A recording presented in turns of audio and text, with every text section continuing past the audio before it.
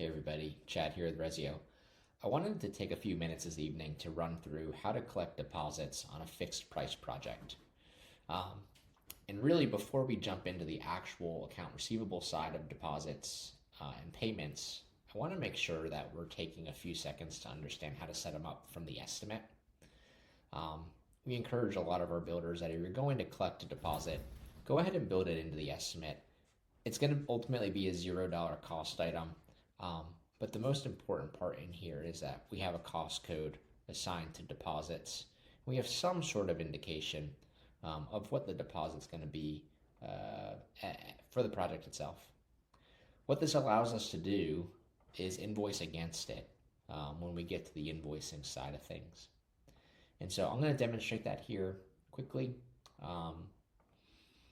and we'll go through it a little bit together. So the first thing that I'm going to do is just come up and lock the estimate. That's going to go ahead and set our original budget. Right now you can see I've got a $1.1 million house that I'm building.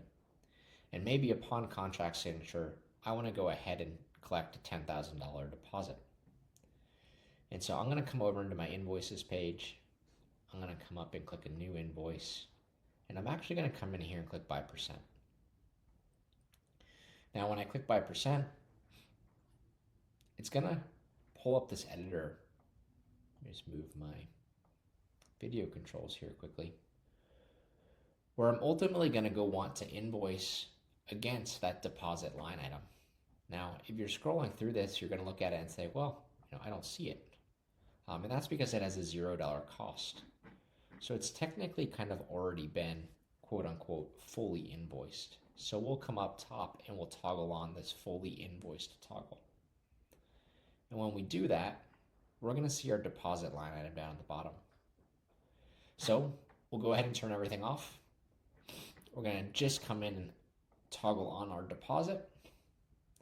And then we're going to come out and invoice $10,000 because that's what our contract said we were going to do.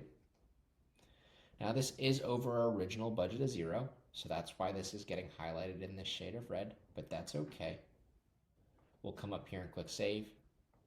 Confirm. It's just a little warning message that we're over our $0 budget on that item. And we've gone ahead and created a project deposit for $10,000. And we can go ahead and change this. I'm going to call this deposit. Build out our description.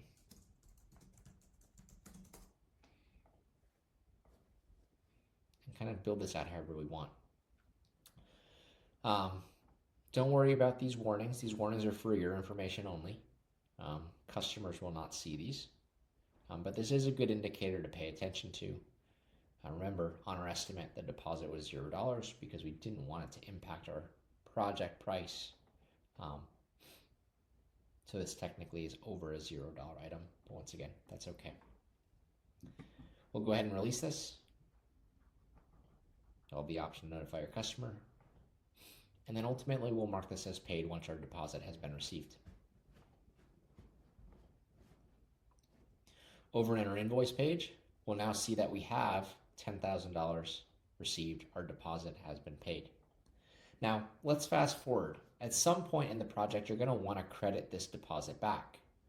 Whether it's on one of your first invoices, whether it's on one of your last invoices, you're going to want to credit it back at some point, most likely.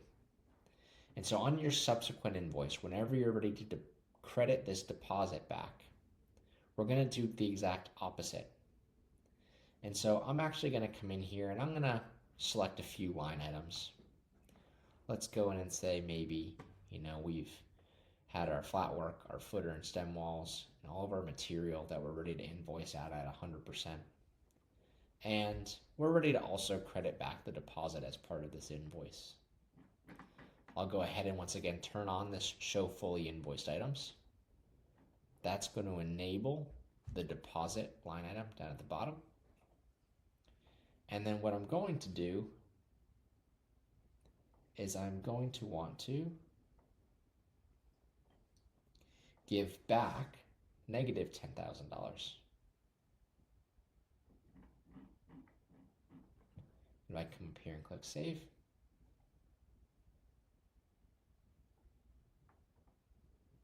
we'll see that we have all of these invoiced line items. and then we're also going to credit back our $10,000 deposit. So this will be applied on this invoice. You can rename it. You can ultimately add in the description.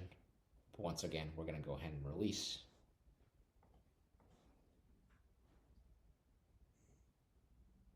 Mark it as paid once it's been received. Back over our invoice page, we've got both of these invoices. We've got our amount totaled up top. And then if you want a detailed breakdown on cost code by cost code, we can actually go in and we can see our deposit line item down for the code. And we can see that this has actually balanced itself out. If we scroll over to the invoice summary, we can see we've collected $0 on our project deposit. And that's because we've actually collected the deposit and then credited the deposit back. So the budget table balances itself out accordingly, while keeping the appropriate invoiced amounts on all of the cost codes that were actually invoiced in full. So that's just a little bit of an example of how to manage deposits in a fixed price world. I hope this video was helpful. If you have any questions, please let us know.